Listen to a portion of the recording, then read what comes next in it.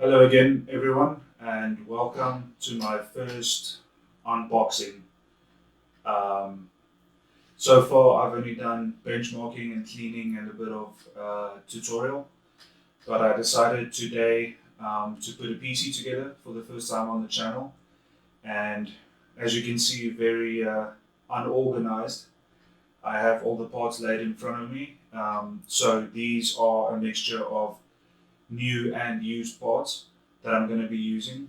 And yeah, this is going to be a kind of like mid-range PC. It would be suitable for gaming, design, 3D, 2D, image design, maybe some, um, some how do you say, post processing, video editing, stuff like that. Just a mid-range system that's kind of like a jack of all trades kind of system. Um, Excuse the office that's very unorganized right now. Unfortunately, I only have a limited amount of space. But let's get into it. These are the parts that I have. Some of them are new, some of them are used. So let's start with the case. So I decided to go for kind of like a Corsair kind of build for the most part. So we have the 110R mid tower gaming case. This is a kind of unique case, and it's kind of like a hybrid. I don't know how well you can see it on the camera. Let me show it like this. It's kind of like a hybrid case that has a tinted side glass panel. It has some perforation at the top um, with a little bit of a mesh over there. It comes with one fan at the back, and other than that, it has these holes here for more perforation, and it still has one drive bay, which in today's climate is kind of unusual, you could say. But it's still useful to some people, and come to think of it, I don't have it here, but I do have in those boxes over there. I have a lot of DVD drives, and I'm probably going to put one of them in this for the client that I'm building this for because I think he might use it. So that's the case. It's an interesting case. This one is black. Uh, I'll when I'm building the PC, you'll see the case. I'm not going to unbox it now because I have very limited space, so it's kind of difficult. Then moving on to the power supply, we have the Cooler Master. I keep wanting to say the wrong brand. The Corsair CV550, which is plenty of wattage for this mid-tower build using lower watt components apart from the graphics card. This is just a stock ATX non-modular power supply, but it's pretty good. Corsair for the most part make decent power supplies, and I don't know what this one's rating is. It's probably like a 80 plus bronze or something like that. But for these low wattage components, it really shouldn't be an issue. Then we have the WD Green 256 240 gig SN350 NVMe SSD, which is a kind of standard mid-range NVMe drive over there. For the RAM, I had this. This is just like a 4 gig stock. I don't even know this brand, SK Hynix. Just a stock 4 gig. This is rated to 66 speed, and I decided to go out and buy as well an 8 gig Crucial stick, which was pretty cheap. This is rated 3200, but because of the lower speed of the 4 gig one, the speed will drop down to the 266 megahertz speed. But I think I'm going to go out and buy another one of these for this build. So it's going to have 16 gigs of 3200 megahertz DDR4 RAM. For now, it's going to have 12 gigs rated at 266, but for gaming, it shouldn't make that much of a difference. And this is going to run in dual channel on this motherboard. This is an ASUS S3F0MF. This comes straight from a pre-built, not a pre-built, but those office PCs that ASUS makes, which I find are pretty good. This is an 8th gen CPU, I think. I'm not 100% sure. It's kind of a basic board. It has one, if you look at it like this, it has one M.2 drive over there. It has all of the basics. It comes with a M.2 Wi-Fi card included, which is quite nice. So you don't really need that Ethernet connection. And looking at the I/O, just a few USB, two USB 2s, two USB 3s, and just the usual, display connections. Although this even has serial, which is odd, and the usual audio jacks and the old PS2 ports as well. So this is quite, it's relatively recent, but it still supports a lot of the older stuff as well, which is nice for some people. It seems to have like 4 SATA ports, but these days with the M.2 drives and everything, not really that necessary. And if you take a look at this CPU cooler, nothing amazing, but we'll definitely get the job done on this low wattage system. And definitely not really going to need an upgrade there, but I might add a better CPU cooler. We'll see about that when I'm actually building the PC. I don't have it on the table here, but perhaps I will add a better one. We'll see. And then moving on to fans, we have these 2 second-hand Corsair fans. I bought these second-hand because Corsair fans are very expensive, and I know these ones work well. These are just the normal ones that plug in with the 3 pins. No RGB or anything, but for this customer, I think RGB would be a minus. So we have 2 of these. These are good fans, and then I bought one of these deep cool fans, also just a stock fan. This one uses a Molex connection or the 3-pin. Probably going to use the 3-pin if we can. And this is just a stock deep cool fan. So this one is going to go at the top, and then those 2 are going to go at the front, just to get a bit of air moving through the case. And then we have this LED. It's like a strip with a controller, which is this. I've already unboxed this. It is new, but I unboxed it just to check it out, and I don't know where the box is, so that's why this is like this. But it's just 2 of these strips basically, and these ones are just going to add a little bit of light in the build. It works with the remote, so that if the customer doesn't want the light, he can just switch it off. But yeah, I mean, just white light looks nice sometimes, especially with that tinted window. And then you have this Wi-Fi connector, which connects to this M.2 adapter using these little copper things. And then Easy Wi-Fi works quite well.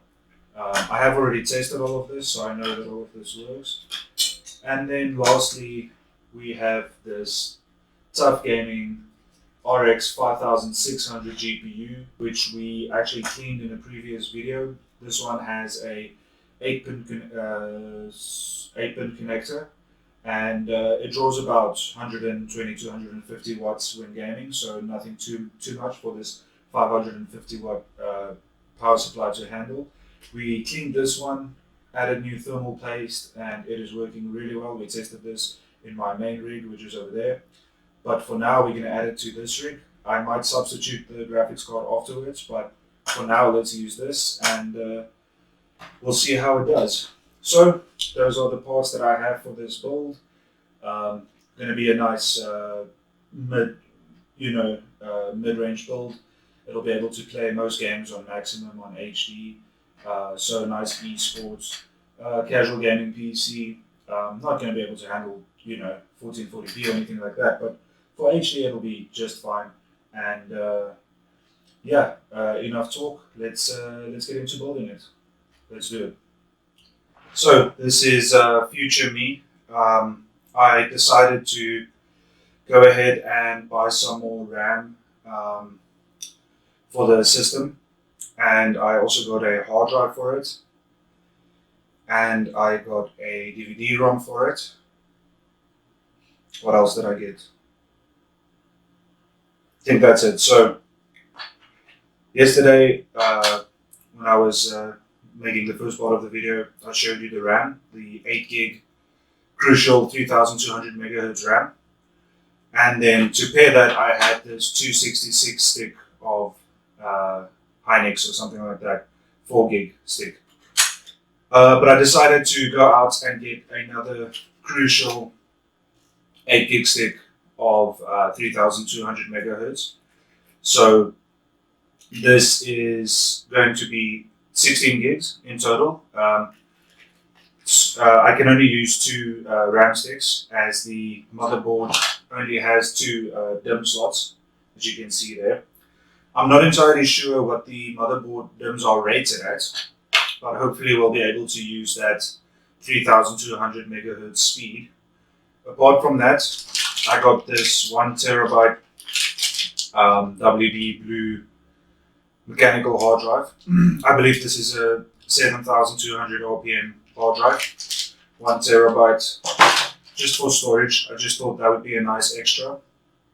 And because I had these extra, I also decided to throw in a DVD-ROM, just for if the person that uses the PC wants to, I don't know, do something with DVDs or CDs or something like that.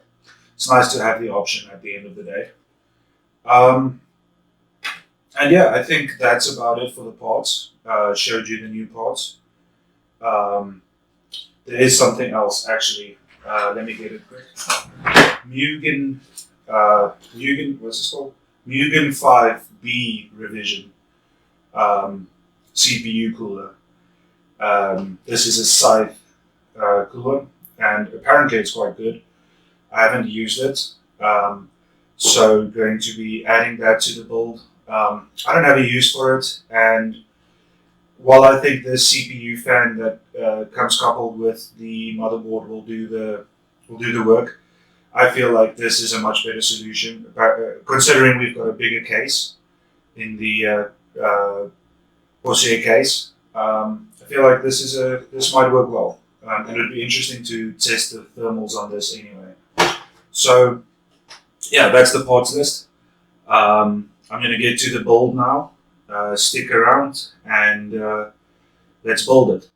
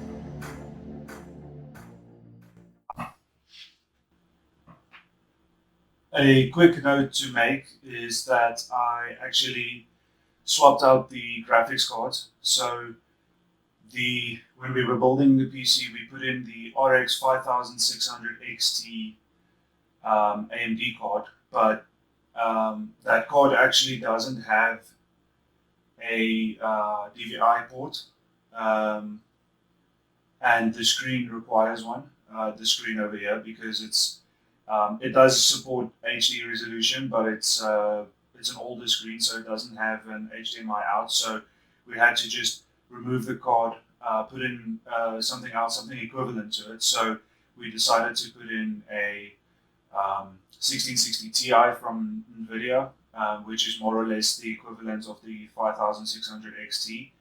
And it's a 6 gig card, and it should do well in our testing. So just note that we swapped out cards, but I will update that in the description and everything. So yeah, just one note to make. Let's get into the benchmarking. So this is the Hitman benchmark. This is the Hitman game that came out a few years ago. It's the first one in the series.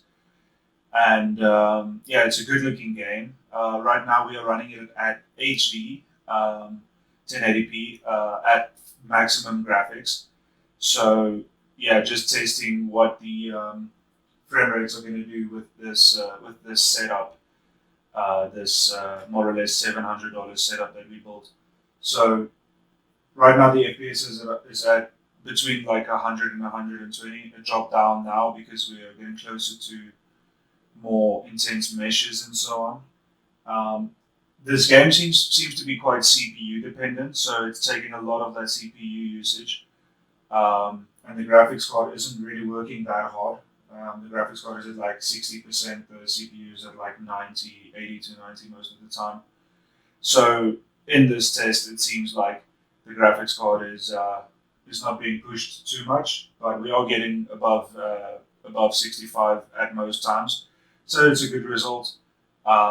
If you look at the heat, it's like 50s and 40s for the GPU and CPU. So really not bad there. Again, it's a fantastic looking game, and it seems to be running pretty well, getting that constant above 60, reaching the 100s most of the time. The game seems to be taking like 5 gigs of memory from the graphics card, which has 6, and it seems to be taking like 7 gigs of RAM, and the setup that we built has 16 available. So it's running quite well.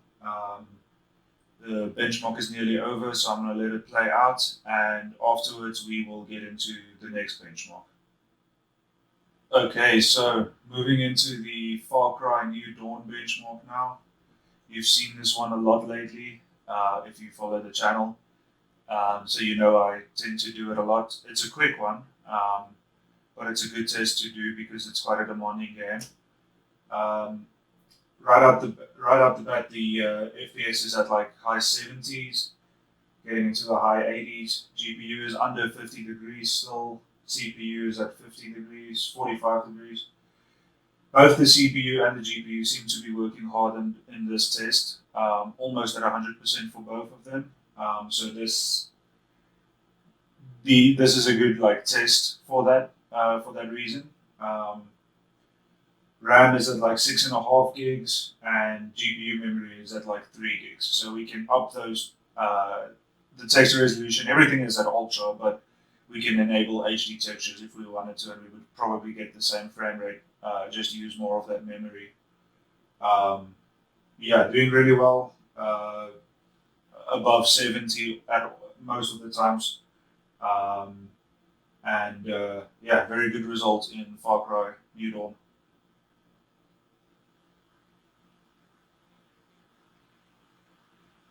So if you look at this, it's a maximum of 113, average of 81, and minimum of 60.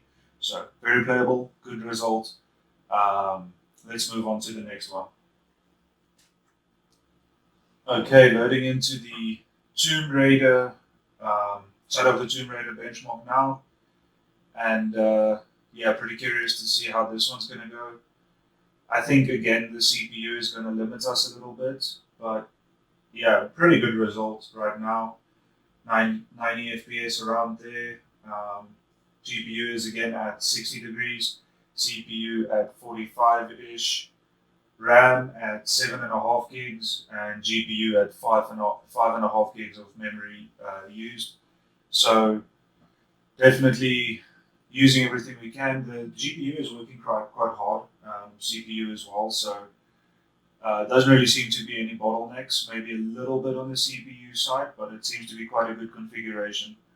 Um, Quite a difficult scene to run that, and at the lowest we got into the 60s there. Um, in this nature scene, we are getting close to the 90s most of the time, and really good looking scene. Um, Pretty good result as well for a $700 PC. Um, yeah, and those metrics are just stable for the most part. The GPU is getting a bit warmer, reaching 70s now. CPU is still at around 45, and the frame rate is just solid. Doesn't really go too far below 80 most of the time, but doesn't really go over 100 either. In this next scene, it might go like 120 or so. That's just because it's a easier scene to render. Um, Getting in the 200 right now, but that'll change pretty quickly. Um, and as you can see, everything isn't actually being rendered. It's coming in slowly, and that's because of the GPU is working too hard. So there's a bit of a bottleneck on the GPU there. But yeah, now that everything has loaded in, it's really nice looking and good result getting in the 80s, 70s, 80s. Might drop to the 60s now, but overall a very playable result at maximum graphics. So if you're someone that wants to get into gaming or wants to upgrade to a system that can handle games, you know, because these are demanding AAA games, but handle them at a solid 60 FPS at maximum graphics at HD, then the 1660 Ti is a good option, coupled with the parts that we've built here. But I would recommend going for the new 12th gen Intel CPUs because that'll just relieve that bottleneck with the CPU. But this is just what I had on hand, so this is what I built. Um, but definitely a good result. I mean, I haven't seen a drop below 60, and yeah, it's stable around 80. So very playable, very good result. Um, let's see what the averages were and how hard everything had to work. Um, so if you look here, you might not be able to see it, but um, basically it got like a minimum FPS of 65, maximum of 230, and average of 106. That's a really good average FPS for this game. So this is definitely an option that you could look into. And if you go secondhand, you can get these parts for really cheap. So I think that's it for the benchmarking. Let's have a quick chat about it. So there you have it for the $700, not quite budget, not quite mid spec gaming PC. This one was quite fun to build. I did have some difficulty with some of the stuff and had to swap out the graphics card in the end. But that I think is a good example of the uh,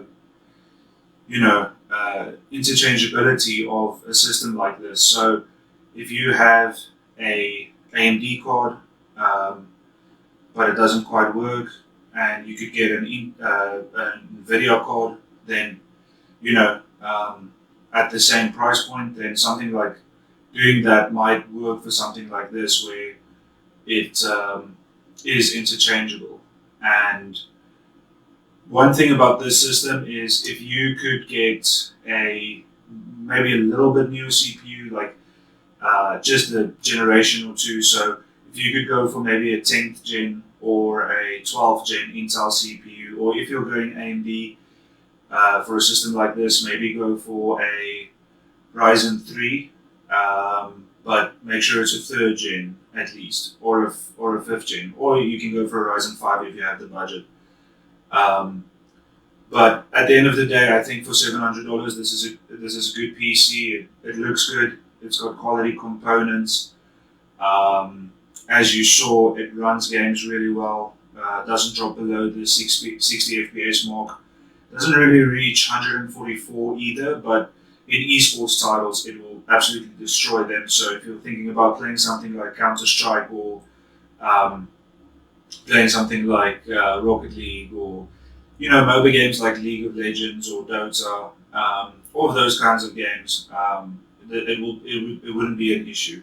You would probably even be able to stream without a capture card just from the RX 5600 XT or the 1660 Ti if you decide to go that route. And on that note, if you don't have, let's say you have $500, maybe take the route of cutting out something like the lights for, I don't know, maybe around $15. You can cut that out. The side moving the cooler, you don't need that for a CPU like this. You can cut that out, leave the stock CPU cooler, maybe get a small CPU cooler for like $30. This is I'm not sure exactly, but a $60 or $70 cooler. So there are shortcuts that you can take to save money.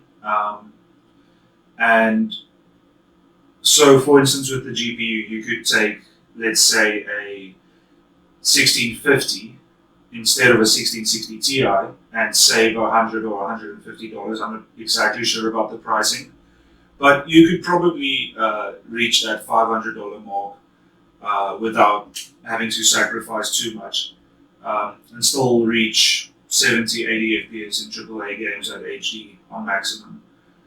You might need to turn down things like anti-aliasing or more advanced graphical features like ambient occlusion, reflections. Obviously, you're not going to have ray tracing or anything like that. This isn't a RTX card or anything like that. But for this amount of money, I think this is a good system. And if you're looking for something similar, then maybe take a look at something like this. With cases, there's a lot of options right now. You can pretty much get whatever you want, whatever fits your style.